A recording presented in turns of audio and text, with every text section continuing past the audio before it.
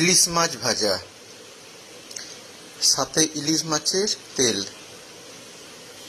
ইলিশ মাছের তেল দিয়ে ভাত মেখে আর ভাজা ইলিশ দিয়ে আজকে খাবো। দেখুন, আমি এখন ভাজা ইলিশ মাছ খাচ্ছি।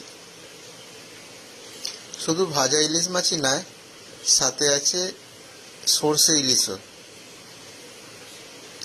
এক পিস ভাজা ইলিশ আর এক পিস সর্ষে ইলিশ। আজকে এটাই আমার খাবার মেনু।